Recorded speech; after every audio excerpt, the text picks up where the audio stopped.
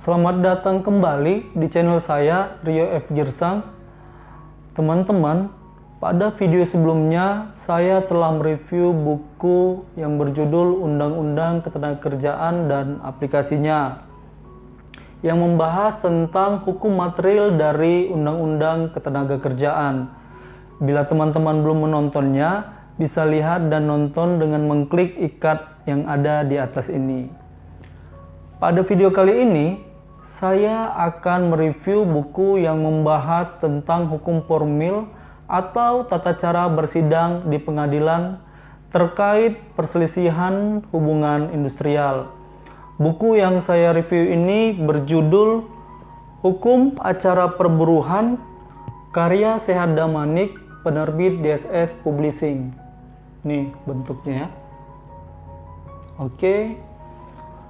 Teman-teman, buku ini akan membahas secara tuntas tentang penyelesaian perselisihan hubungan industrial berdasarkan Undang-Undang Nomor 2 Tahun 2004 tentang penyelesaian perselisihan hubungan industrial dengan bahasa yang sederhana, praktis, dan mudah dipahami. Sebelum kita lanjut mereview buku ini, mohon bantu saya agar channel ini tetap bisa mengedukasi dan menghasilkan konten positif dengan cara subscribe dan like, serta mohon share video ini agar lebih banyak orang yang teredukasi dan menonton konten positif ini.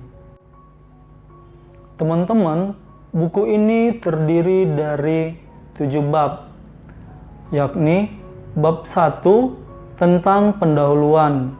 Pada bab 1 ini diuraikan tentang arti hukum acara perburuhan, sifat hukum perburuhan, sejarah singkat hukum perburuhan, dan sumber-sumber hukum perburuhan. Lanjut pada bab 2 tentang perselisihan perburuhan. Pada bab ini dijelaskan tentang perselisihan hubungan industrial, aspek perdata dalam hukum perburuhan, dan aspek pidana dalam hukum perburuhan. Lanjut pada bab 3 tentang penyelesaian perselisihan hubungan industrial. Pada bab 3 ini diuraikan tentang bagaimana proses penyelesaian perselisihan perburuhan, baik melalui lembaga bipartit, lembaga mediasi, lembaga konsultasi, dan lembaga arbitrase.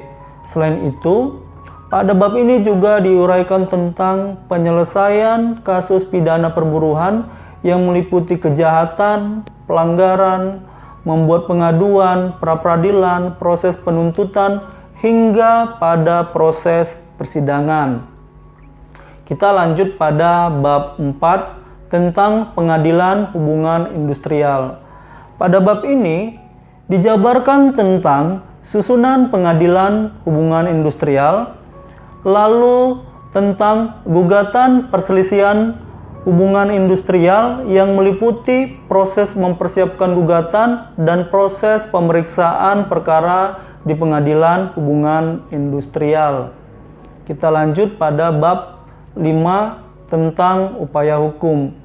Pada bab 5 ini diulas beberapa upaya hukum antara lain perlawanan atau PRZ, banding, dan kasasi. Kita lanjut pada bab 6 tentang eksekusi putusan.